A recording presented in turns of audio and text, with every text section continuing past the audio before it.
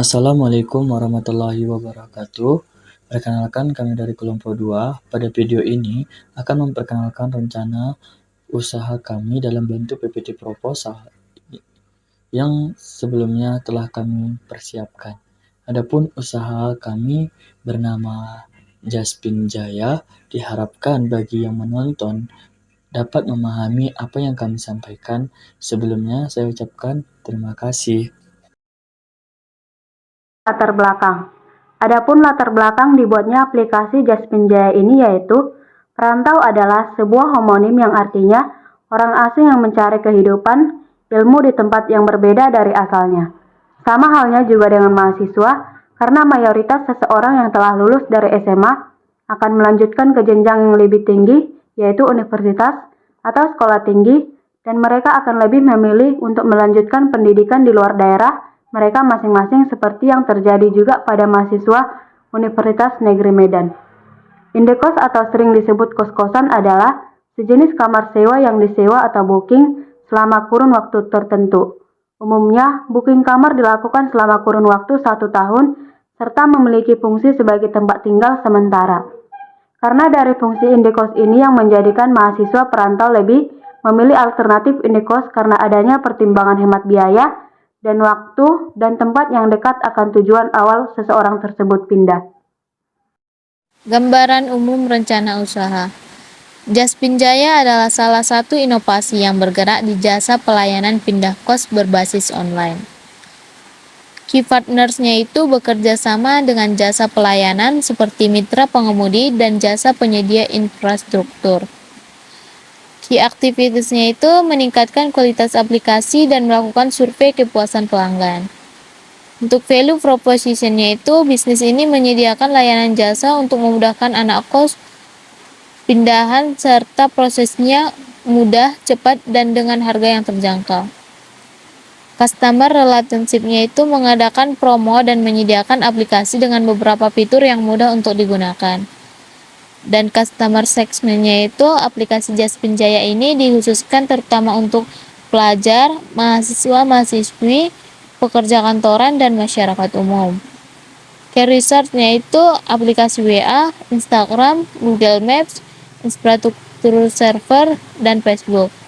Untuk channel-nya itu media untuk menjangkau konsumen yaitu dengan 7 website, aplikasi, dan media sosial untuk mengiklankan aplikasi ini.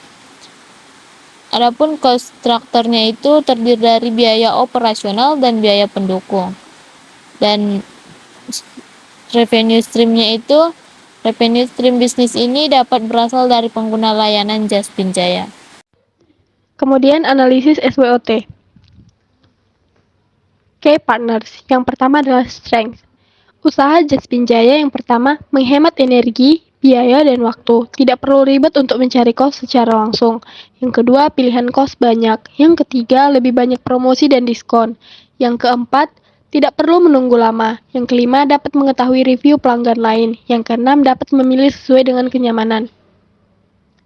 Kemudian weakness. Yang pertama, tingkat persaingannya sangat tinggi. Yang kedua, jaringan bermasalah karena aplikasi berbasis online. Kemudian opportunity. Yang pertama, kesempatan mengenalkan aplikasi berbasis online digital terlebih dahulu kepada penduduk di Kota Medan. Yang kedua, kesempatan untuk menguasai pasar digital. Yang ketiga, peluang pasar di Kota Medan. Kemudian trade.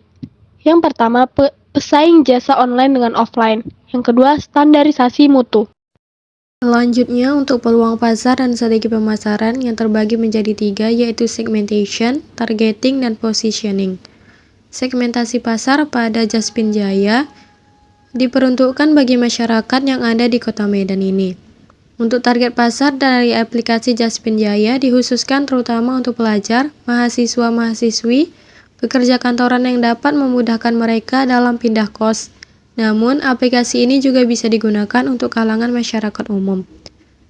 Dalam positioning, dalam membangun pemasaran, kami membangun ciri khas aplikasi kami sebagai penyedia layanan pindah kos dengan berbagai variasi pelayanan yang dapat dijangkau dengan praktis dan juga cepat untuk mempermudah aktivitas customer. Selanjutnya adalah bauran pemasaran produk.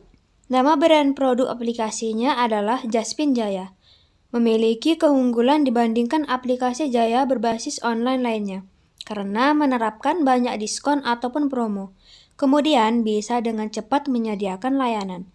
Kebijakan tempat untuk meningkatkan hasil pelayanan dilakukan secara online, yaitu dengan memasang iklan di sosial media atau membuat beberapa konten untuk promosi dan membuat iklan dengan beberapa vendor.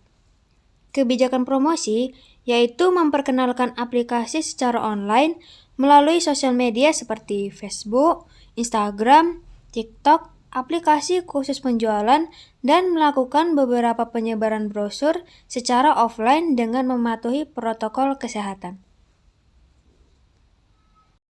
Nah, berikutnya kita akan masuk kepada metode pelaksanaan. Dalam metode pelaksanaan yang kita perlukan adalah yang pertama, teknik pembuatan komoditas usaha. Dalam teknik pembuatan komoditas usaha ini diperlukan adanya analisis kebutuhan. Analisis kebutuhan pengguna ini disebut menjadi requirement analysis. Dalam proses yang pertama ini, yang harus didefinisikan adalah masalahnya. Yang kedua adalah mengenai perencanaan. Tahap pembuatan software yang kedua ini terkait perencanaan dilakukan supaya proses pembuatan software ketika digunakan akan lebih efisien lagi. Kemudian kita akan memasuki mengenai implementasi desain. Seperti yang sudah dijelaskan sebelumnya, desain ini yang dirancang oleh UI dan UX designer akan diserahkan kepada programmer, dan programmer atau developer memiliki tugas untuk mengimplementasikan desain UI dan UX ke dalam bentuk kode. Setelah pengimplementasian desain, kita akan memasuki dokumentasi. Apabila proses implementasi sudah selesai, kemudian dokumentasi adalah bagian yang paling penting yang tidak boleh dilupakan pada pembuatan software, di mana dokumentasinya ada dokumentasi produk dan dokumentasi proses. Kemudian setelah melakukan dokumentasi, kita harus melakukan uji coba atau testing. Testing adalah tahap uji coba setelah software selesai digarap oleh developer. Yang akan diuji pada tahap ini adalah mengenai fungsi, fitur, kinerja software, dan lainnya dalam pembuatan software tersebut. Nah, setelah melakukan uji coba, kita akan melakukan yang namanya deployment, di mana tahap pembuatan software tidak berhenti pada testing meskipun aplikasi yang dibuat sudah bisa berjalan dengan baik. Maka itu disebut dengan deployment. Nah, yang terakhir dalam pembuatan software adalah maintenance dan update. Software yang sudah diluncurkan tidak bisa dibiarkan begitu saja. Pihak pengembang perlu melakukan perawatan atau maintenance terhadap software yang telah dibuatnya. Nah, berikutnya kita harus mengetahui mengenai teknik pemasaran aplikasi Jasmine Jaya. Yang pertama ada pemasaran. Dalam pemasaran produk akan dilakukan secara online, yaitu dengan memasang iklan di berbagai sosial media atau membuat berbagai konten di TikTok dan menayangkan iklan dalam kerja sama pada beberapa vendor, dan secara offline membagikan brosur pada masyarakat sekitar. Yang kedua, brosur. Dalam membagikan brosur ini dapat menempelkannya di berbagai tempat yang sering dikunjungi oleh masyarakat, tetapi tetap mematuhi protokol kesehatan. Yang ketiga, turun langsung ke lapangan dengan langsung menemui calon customer dan mempromosikannya secara langsung. Dan yang keempat, harga yang akan ditawarkan pada pelayanan aplikasi Jasmine Jaya menjadi beraneka ragam tergantung apa yang akan dipesan dan sudah pasti sangat terjangkau. Selanjutnya yaitu teknik pelaksanaan. Teknik pelaksanaan produk ini yang pertama, landing page dan blog aplikasi.